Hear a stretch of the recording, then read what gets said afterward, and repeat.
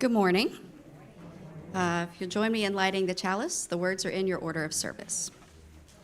We gather this hour as people of faith, with joys and sorrows, gifts and needs. We light this beacon of hope, sign of our quest for truth and meaning, in celebration of the life we share.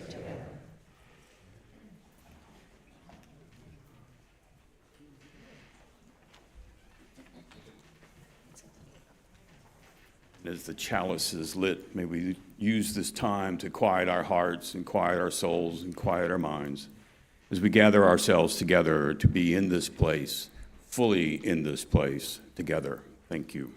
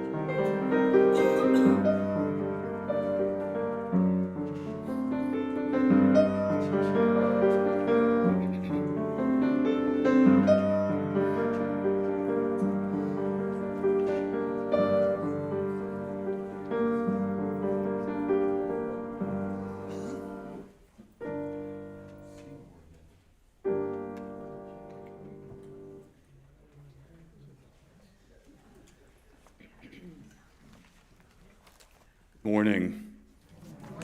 Welcome to the Unitarian Universalist Congregation of the Low Country. My name is Charlie Tyler. I'm the pastoral minister here. And I know that many of us come into this place with heavy hearts as we watch what continues to unfold in our country and in our community. We can't pretend that there is not that heaviness here in this spirit. And yet at the same time, we also need encouragement. We need fellowship. We need to find a strength that draws from each other and is given to each other so that each other may be whole together. I'm not entirely sure how that happens, except in the miraculous of the spiritual. And I'm also, by faith, believing that that strength is here in this place, in these walls. Those of you who are here as guests and visitors, my hope is that you would experience a unique fellowship here, a unique experience of being with like-minded people who deeply care and are deeply invested in this world, deeply invested in each other. So that when you go from here as a guest, you would be saying to yourself, What was that? Because that's who we are and what we're about. Thank you for coming. If you're a guest, I'm going to ask you to do me a favor. There should be a yellow card in a pocket in front of you. If not, find one and fill that out and leave it or put it in the basket when it's passed for the offering. And if you are a guest for the first or second time, I'd love it if you'd be willing to stand where you are. Give us your name, tell us where you're from. Anybody on my far right, your left side of the sanctuary? Yes, ma'am, if you would, please. Hi, we're Jane and Ed Walsh, and we're from New Hampshire, and we're visiting. Welcome. Glad to have you here. Anybody else on my left, my right, your left? In the center section. Yes, sir, in the back. I'm John Stewart from Raleigh, North Carolina. You saying hello, more yours. Welcome. Any more in the middle? And on my left, your far right, first or second time guests or visitors? Thank you for coming. Each of you in this room makes us complete. Whether this is your first time with us or whether you've been here for 40 years, this is who we are and you make us complete. Thank you for being here in this presence. There are some announcements that are in your bulletin that I want to draw your attention to, and then I'll take you to some others. You'll see that our January theme is resistance, and Reverend Dick Hood will be speaking next Sunday. We're very pleased to have Dr. Neal Jones with us today, and I'll be introducing him to you in just a moment. We're in need of nursery volunteers. Please let Ann Harrison know if you're interested in that. It does take a village to raise a village, and so please, villagers, we need some of you to do some of that work. You'll see the January challenge from the Growth Committee is to invite a friend that might not have ever been here. And I would even take that challenge a little bit deeper, invite an enemy, perhaps has never been here. And together we might be able to find more about each other and grow in a way that's particularly significant and meaningful. Some other announcements that I need to make. It saddens me to announce to those of you who know Mary Alice Walker that she passed away on December 26th. The services have already been concluded. There may be another one down here later on in the year, but I want to bring to your attention that Mary Alice has passed away. There will be a short door monitoring training today at 11 a.m. in the Clara Barton room, which is sort of the library and large conference room that's off to my right, your left, as you leave the sanctuary, and welcome new members. If you haven't signed up, but you would like to be a part of that door monitoring, that's the way we try and keep ourselves aware and alert to the country and to the community in which we live. Kate Mace would be the person to speak to.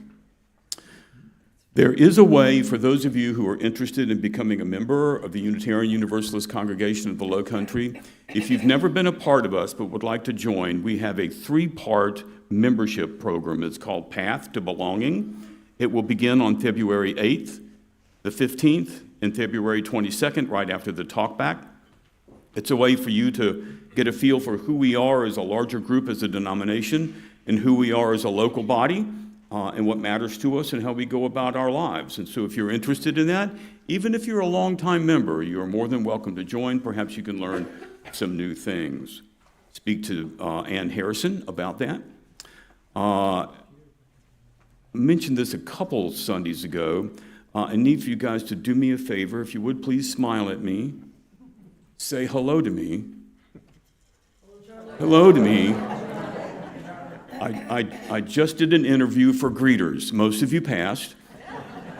And so if you're willing to greet guests as they come in the door, to make sure there's a bulletin in their hand, to smile at them and say, hello, you are material, we need you. If you would please sign up for that. I think Linda, who's that? Linda Klingman is putting that together. Our small group dining membership committee will contact you about the small group dining as we go on this year. Be looking forward to that. Those of you who make contributions for our food drive, just check the dates and make sure nothing's expired. That will be very helpful for us. And I also need to let you know that those of us who know David and Sarah and his role in our congregation, David is back in the hospital today, so if you would please keep David and Ellen in your heart and in your mind. I'm sure they're listening now. And to hold them up and to put them into the light.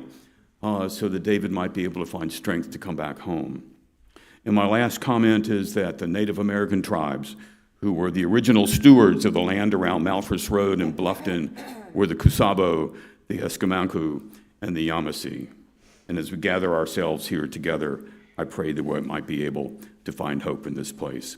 It's my pleasure to invite Dr. Jones for have the opening word. Neal, if you would, please. Oh, no, I forgot something. In protest of the many illegal activities of ICE, there is a demonstration today from 2 to 4 at the Beaufort County Municipal Building, 4819 Bluffton Parkway. You're asked to wear black.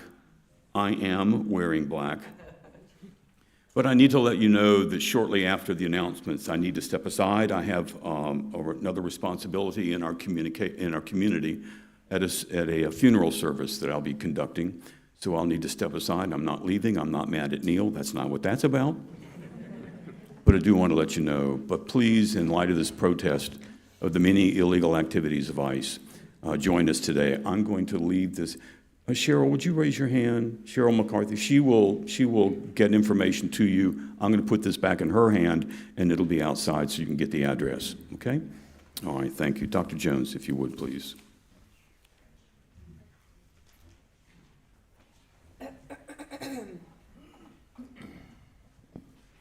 Good morning. It is good to be back with you today. And I want to assure the couple from New Hampshire that this crowd does welcome Yankees. I'm a Yankee too. I'm from North Carolina, and they welcomed me. Our opening words about Maureen Calorian, who writes, "Welcome, you who come in need of healing, you who are confused or have been betrayed. Instead of answers, here may you find safety for your questions. Instead of promises, here may you find community for your struggles." Let us stand together as a community and sing together hymn number 126, "Come Thou Fount."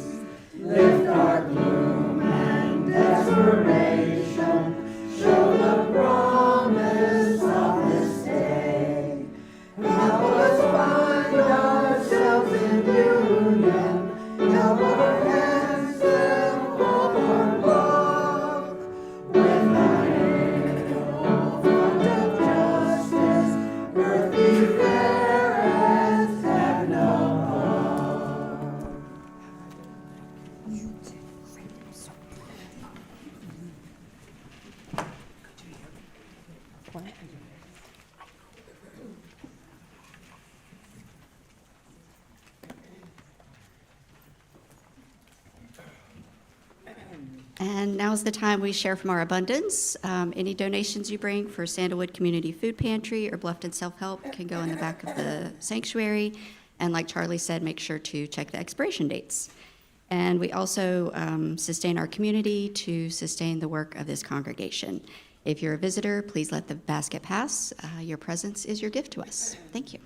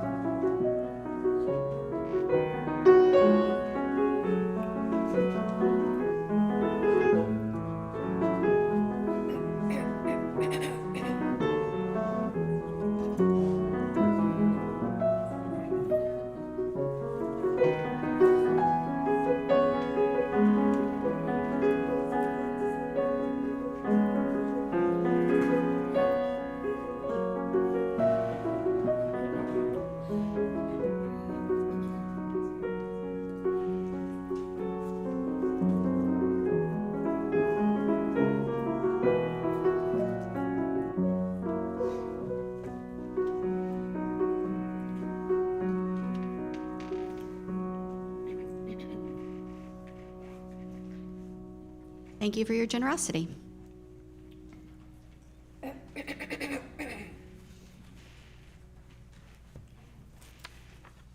And now is the time that we will share our joys and concerns. And many of you have probably heard Charlie in the past talk about how when you come forward, you're going to take a stone from the basket that I will hand to you, and then you will put your joy and concern and hold that in that stone, and then place that in the cairn.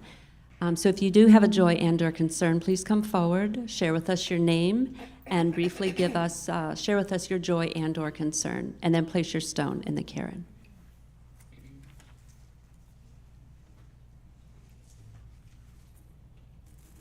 Good morning. My name is Kathy Zeiser, and I have a concern, as we all do today.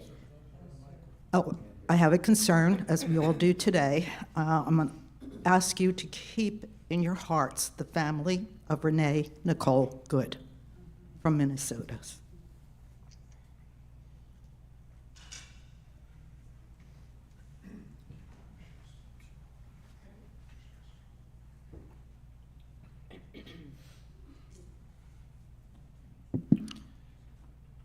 I'm actually sharing a stone of shame. I'm ashamed that our country, or I should say the leader of our country, has been responsible for the shooting of an innocent person without provocation, for simply exercising her right of free speech. I'm ashamed of our country for, again, the leader of our country, for invading another country without provocation and kidnapping their leader. I never thought I'd live long enough to see the United States of America commit such acts. I am ashamed. I'm also very angry, but I am determined to try to channel my anger in a constructive way. I remember the words of Rob Reiner, who, as you know, was killed just a few weeks ago, who said that democracy does not defend itself. It is preserved by the participation and vigilance and courage of ordinary people.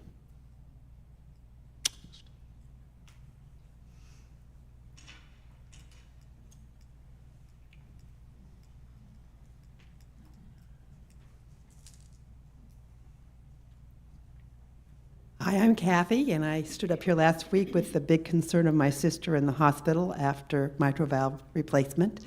We brought her home from Charleston from MUSC on Friday, and she's doing really well. And thank you for all your cards and calls and texts and concern for Chris.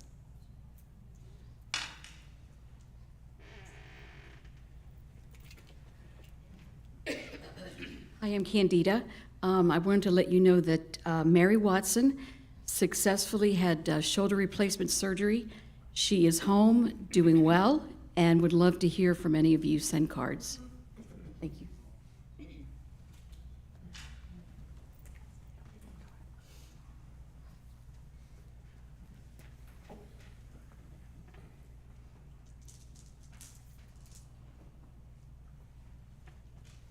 Hi, I'm Linda, and I told you a couple months ago about my nephew, Jim.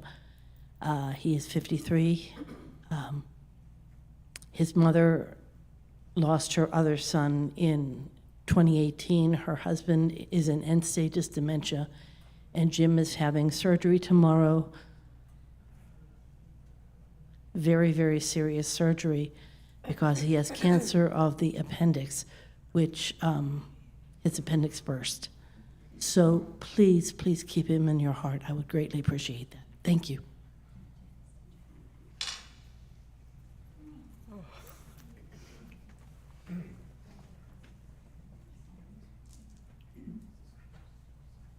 I just want to, this is a joy, how much I appreciate y'all.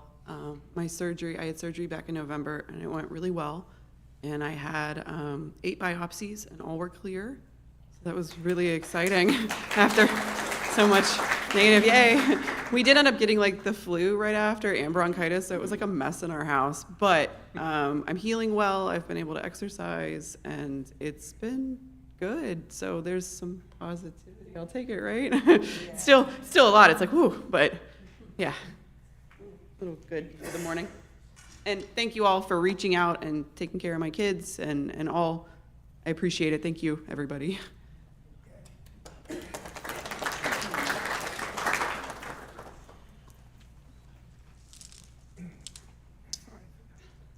Hi, I'm Rosemary, and I have now entered into a category of qualification that I have grandchildren, not just a grandchild. Rowan Truly Staples was born about a month ago. I've already been to Charleston 4 times to spend time with him. And I was over there this weekend. But the best part is Lila, the little 4-year-old. I was given a car seat, and I took her off, and we had a frisk yesterday, so much fun. And that car seat is permanently anchored in my car, so I can just run up there and go play with her and take her off somewhere. And it's just so much fun. I don't know, having 2, it's just like a real family is coming together with all of us. It's different than just with one. So those of you who have one grandchild, you press for another one because it really makes a difference.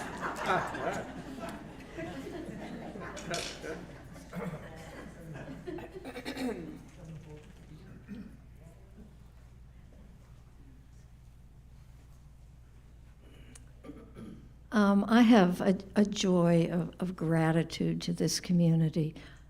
Mike and I have had a very challenging year, both getting infusions, him for Alzheimer's, me for cancer, and all of you have been so kind and so very thoughtful to us. Just to give you an example of 2 things, we have a red chair outside of our door, and it has the word gratitude on it. Of course, Mike painted it. And we get these text messages that say, special red chair delivery.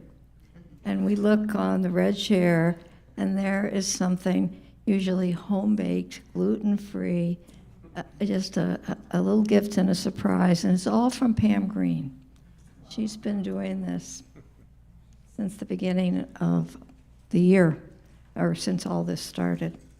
The other thing is Mike's green card is going to expire in June, so we have to reapply for another green card. So we got something back in the mail that said it was rejected. And we just, so we called Sarah. And Sarah says, I can help you. And so she comes over with Abby, and we have a day together. And the 3 adults take turns from green card stuff to Abby stuff. And it was a good morning, and Sarah said, I think this is right. I think it's okay. She checked it all over, and we sent it out. So cross your fingers, please. Thank you.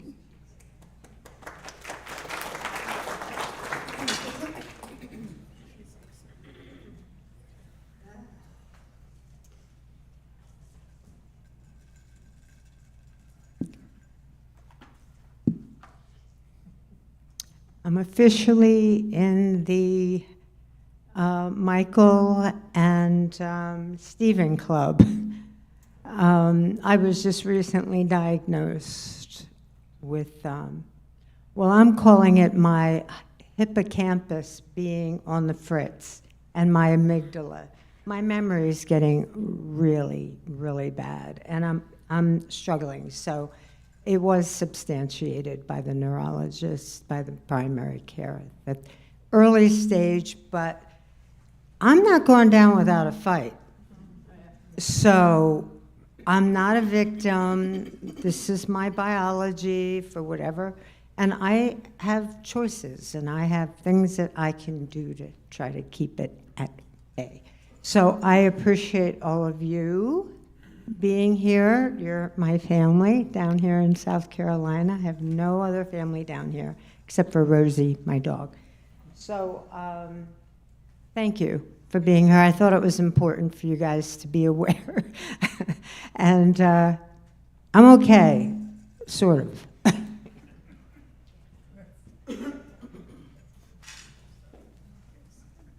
I will now place 2 stones in the cairn for the joys and concerns that remain in your heart and the concern for Mike's green card. I will also place a stone in the larger vase for those families and children affected by gun violence in our state alone. And now if you will join me in reading the affirmation together, it's number 560 in the back of the hymnal.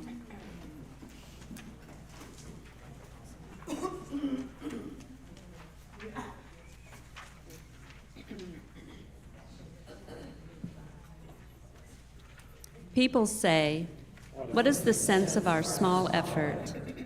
They cannot see that we must lay one brick at a time, take one step at a time. A pebble cast into a pond causes ripples that spread in all directions. Each one of our thoughts, words, and deeds is like that. No one has the right to sit down and feel hopeless. There's too much work to do. And now we'll hear from Reverend Neal Jones with the message for today.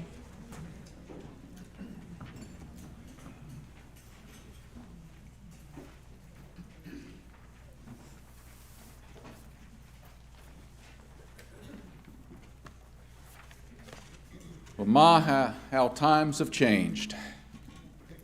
When I was growing up in the 60s and 70s, freedom of speech was the centerpiece of liberalism, while conservatives typically were the ones who were advocating for censorship.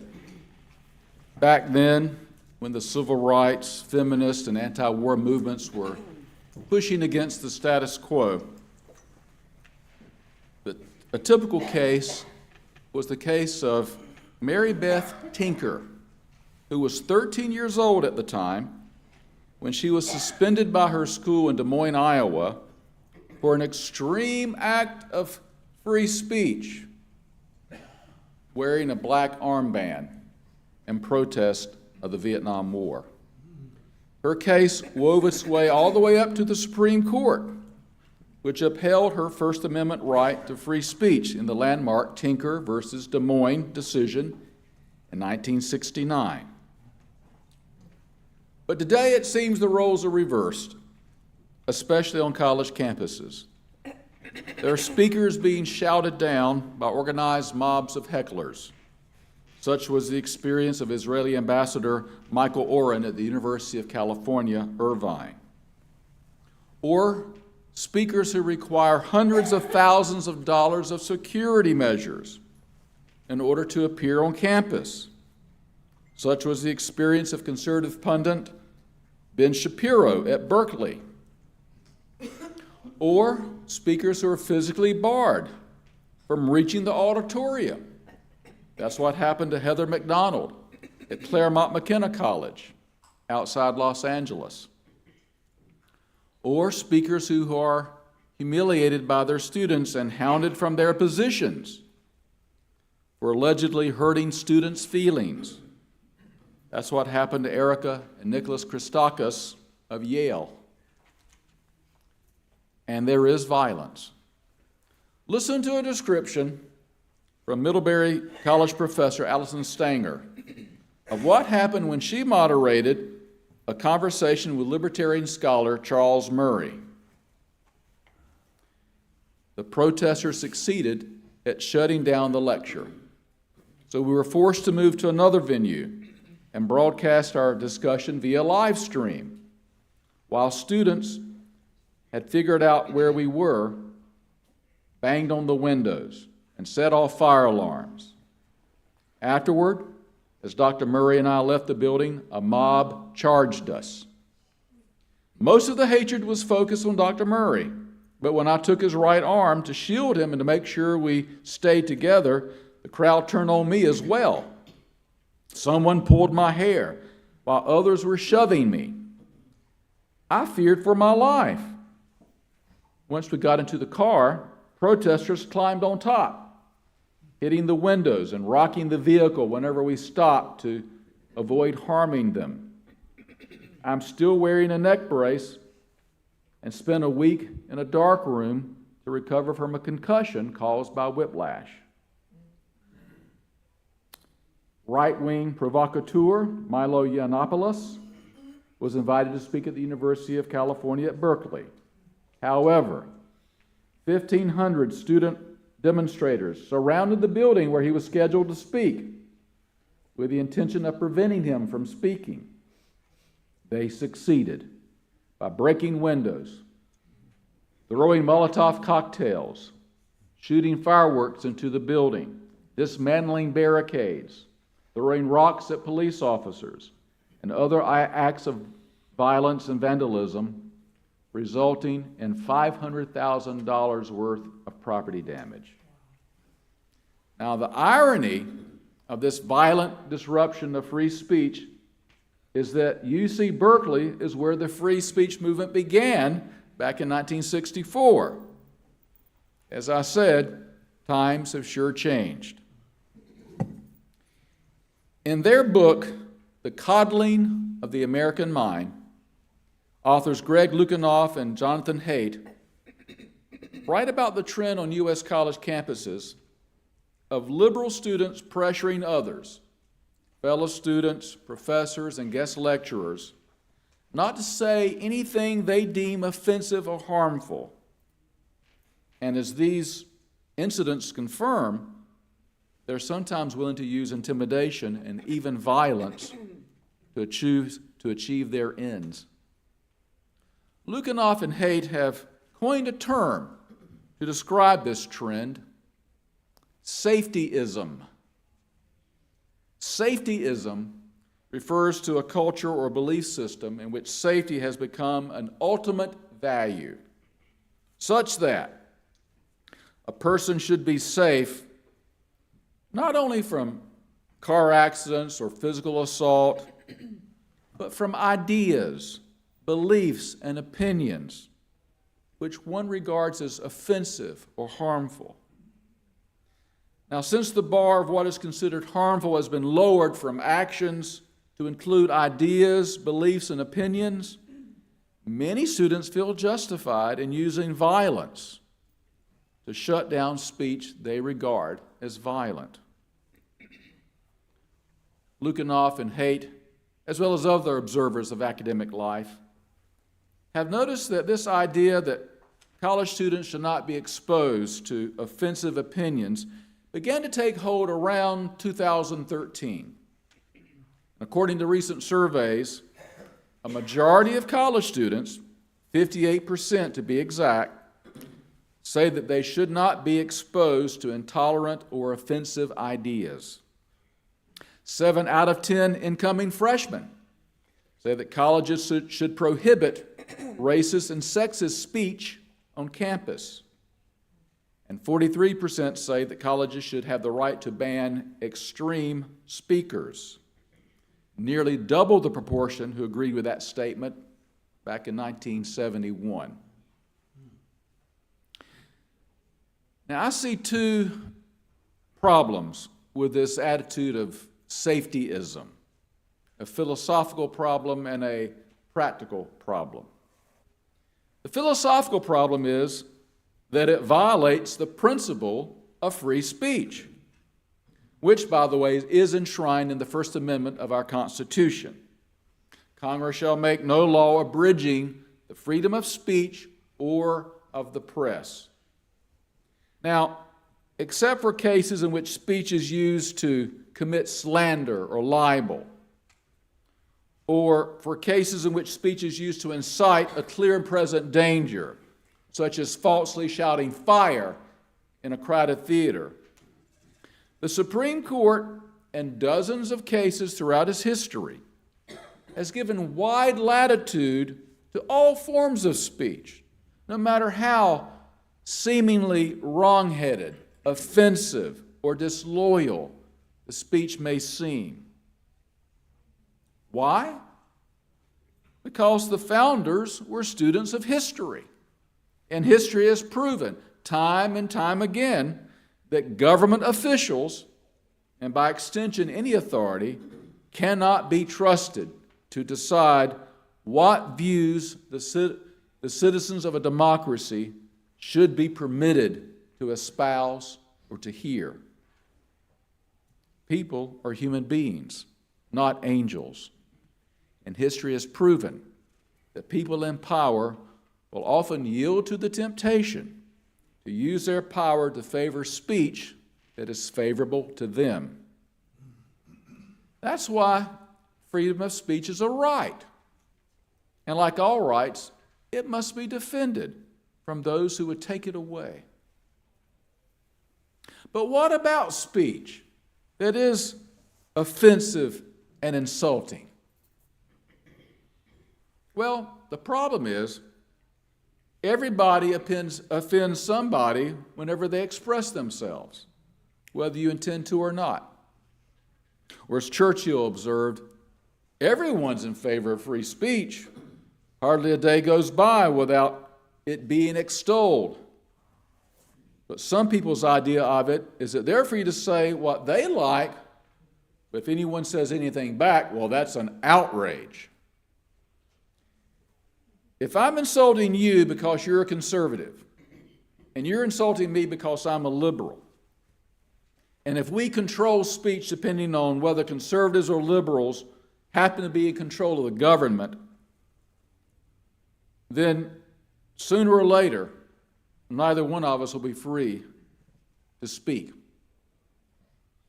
Right-wing political correctness and left-wing political correctness differ only in the content of their speech. Both are authoritarian and are opposed to freedom of speech. Both dictate what you say and even how you say it. But you can't have it both ways. Either you believe in free speech or not. That's how principles work. They apply equally to all. If you deny to anyone else the right to say what you think is wrong, it will not be long before you will lose the right to say what you think is right. Defense of the freedom of others is really self-defense. Well, Voltaire stated it famously when he said, "I may not agree with what you say, but I will defend to the death your right to say it." The principle of freedom of speech is really based upon faith. Now, normally when we use that word faith, we're referring to belief in God. But the founders put their faith in you and me. That in a free and open marketplace of ideas, free people will, in the end, discern truth from falsehood and right from wrong. Long before the Constitution was written, John Milton, who was a Unitarian, by the way, put it this way: let truth and falsehood grapple. Whoever knew truth put to the worse in a free and open encounter. So I see a philosophical problem with political correctness and safetyism. And I see a practical problem as well. As a kid, I was taught that sticks and stones may break my bones, but words will never hurt me. Today there's a belief, especially among younger people, that since words can cause stress, offensive speech is tantamount to a form of violence. And therefore, we must protect ourselves from words which might hurt our feelings and opinions which might challenge our beliefs. This philosophy of safetyism is, I'm afraid, transforming our colleges into moated castles, keeping out opinions and words which might injure students' sensibilities, fostering what I would call liberal fragility. This coddling of college students is a reflection of what's occurring across our society. These days, all of us, myself included, are living more and more in the moated castles of social media, where we're exposed only to views with which we already agree in a kind of echo chamber, as many others have observed. Jonathan Zimmerman teaches education and history at the University of Pennsylvania. He invited Mary Tinker, that teenager who wore a black armband to exercise her freedom of speech and who's now 63, to meet with his students. His students agreed with her that they should be allowed to engage in anti-war demonstrations, but they drew the line at racist and sexist speech that causes emotional injury. But Tinker wasn't having it. Surely, she said, parents of those children who were fighting in Vietnam, or especially students whose parents had died there, were profoundly wounded by her very public act of protest. Yet that wasn't a good enough reason to silence her or anybody else. Some students agree that free speech is really a matter of power, which has become another popular line on our college campuses. Given our history of racial equality, the argument goes, speech is used by whites to oppress minorities. Hence, speech by whites, particularly speech by old white men, must be restrained so that minorities can be protected. Tinker wasn't buying that either. Historically, free speech has been a weapon, often the only weapon, of the powerless, not the powerful. At the time of her case, Tinker reminded the class, she was a child, and speech was all she had. That's why every great champion of African American freedom in our history, including Frederick Douglass, W.E.B. Du Bois, and Martin Luther King, has also been a champion for freedom of speech. To suppress free speech is a double wrong, Douglass told a Boston audience in 1860 when a mob broke up an anti-slavery meeting. It's just as criminal to rob a man of his right to speak and hear as it would be to rob him of his money. Now, I sympathize with students who are offended by hate speech, whether it be sexist, racist, or homophobic. I'm offended by such speech too. But you don't have to agree with the content of all speech in order to support the principle of free speech. To live in a free society requires a degree of maturity, the ability to tolerate words you find hurtful, ideas you find rude, beliefs you find crude, and opinions you find abhorrent. Coddling does not nurture maturity. There are more mature ways to combat offensive speech than to silence speech. To be shouted down by hecklers, to be physically barred from reaching a podium, to be disinvited from a public forum because of threats and intimidation is essentially to be told to shut up. And I can think of few things in life more demeaning than to be told to shut up. That great defender of free speech on the Supreme Court, Justice Louis Brandeis, said that the way to respond to offensive speech in a democracy is more speech, not enforced silence. You can counter fiction with facts, irrationality with reason, lies with truth. You can call out racism, misogyny, and homophobia for the bigotries they are. Instead of disallowing a speaker with whom you disagree their right to speak, you can debate them, refute them, offer a better argument with courage and conviction. Instead of shouting down a speaker who is rude and crude, you can stand in silent protest, turn your back to them, walk out of the auditorium, or demonstrate outside with an alternative viewpoint. You could follow the advice of Jesus, who taught, if someone slaps you on the cheek, offer the other cheek. Now, some interpret this teaching of Jesus as his encouraging a passive acceptance of abuse. Knowing what I know of Jesus, I think this is a misinterpretation.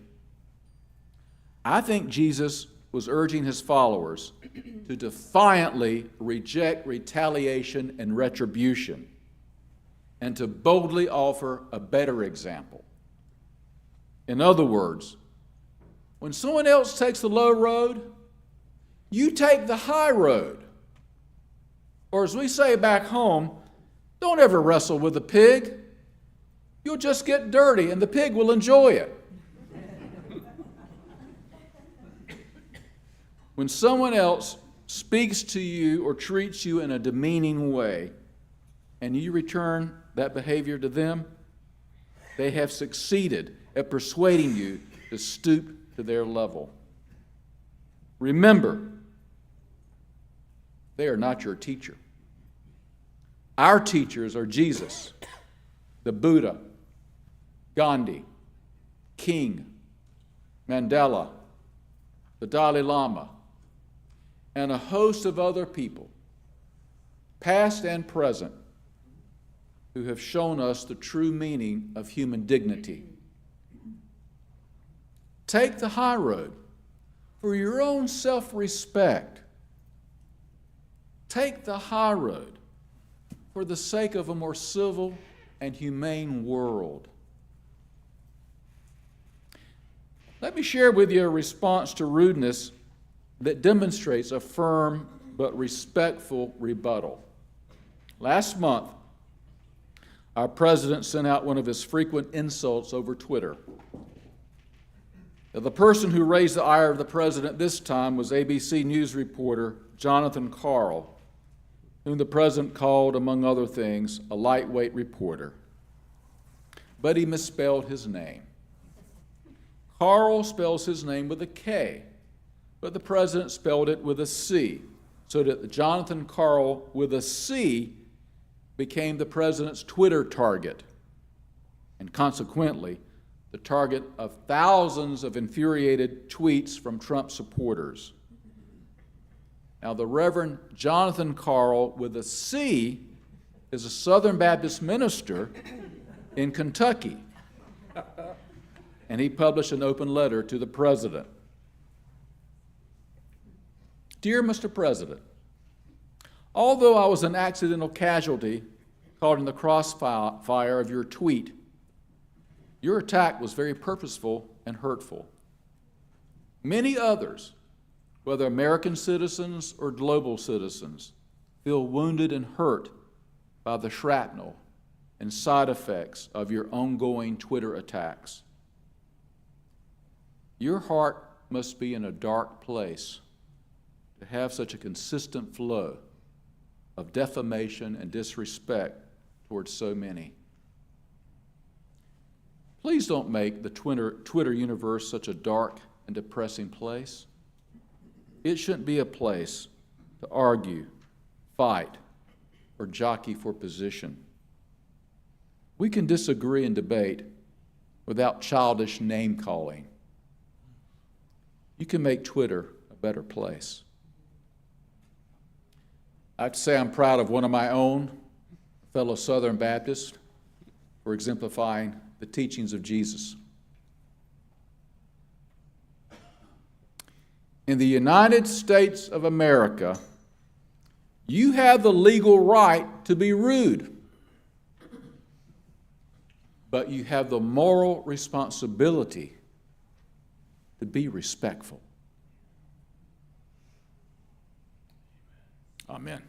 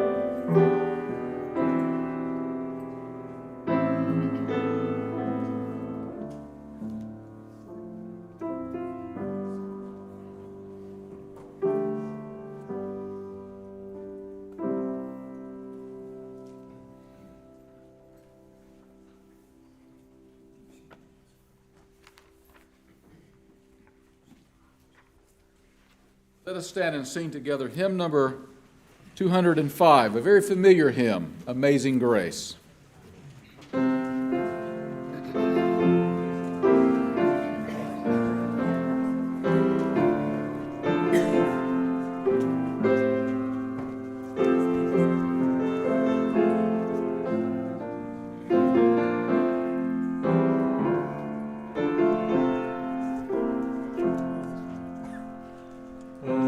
Amazing grace, how sweet the sound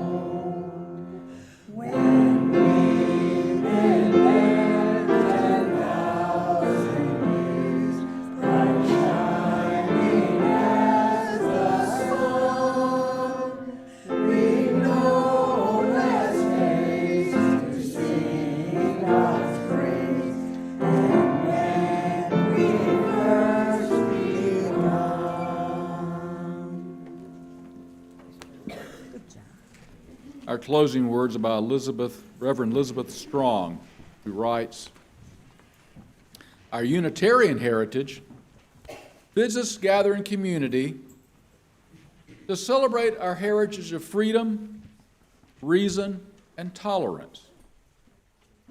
Our Universalist heritage bids us gather in community to celebrate our heritage of faith, hope, and love. Let us bring this Unitarian Universalist heritage into our world and into our lives." Amen.